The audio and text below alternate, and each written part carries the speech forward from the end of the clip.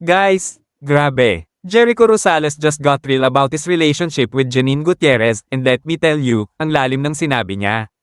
This isn't just another showbiz love story, this one's full of growth, maturity, and real connection. Pero teka, is this the happiest Jericho we've seen in years?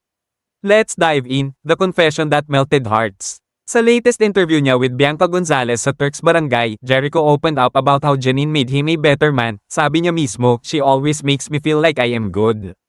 You are alright, there's nothing wrong with you." Grabe, ang wholesome, di ba? Parang sa sobrang dami ng pressure sa showbiz, Janine became his calm. He even added na Janine's support and acceptance taught him humility and gratitude. She's sweet, supportive, and honest, and it made me kinder to myself. Ayan na, guys. When a man starts talking about self-reflection and kindness, alam mong seryoso siya. Netizens quickly flooded social media with comments like, "Ang swerte ni Jericho. Kita mo talaga na mahal siya ni Janine in a healthy way."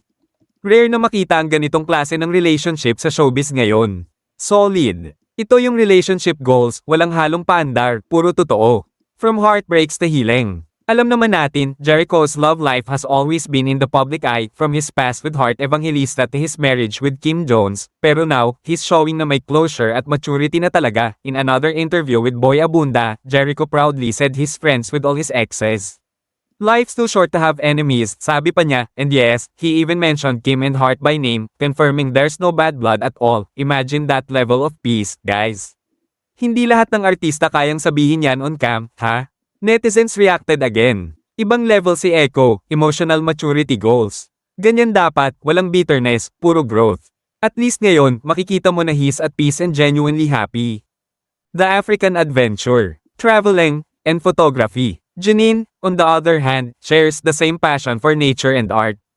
Kaya no wonder, nag-click talaga sila, a love built on respect.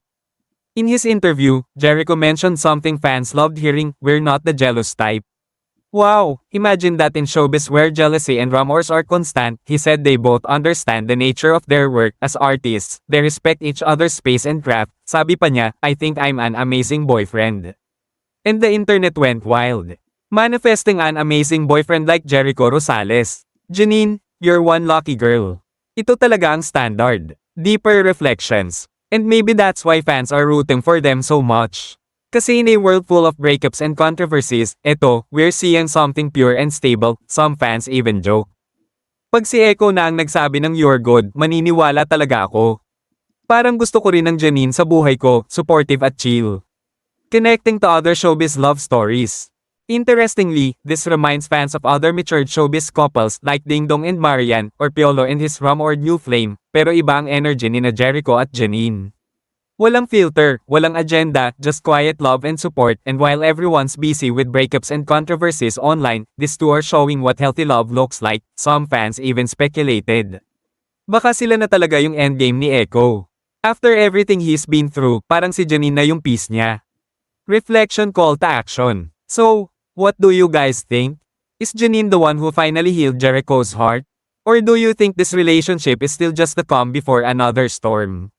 Either way, one thing's for sure, Jericho Rosales has grown not just as an actor, but as a person. And seeing him this happy? Nakakatuwa talaga. Kung inspired ka rin sa love story nilang dalawa, don't forget to hit that like button, share your thoughts in the comments, and of course, subscribe for more kwento.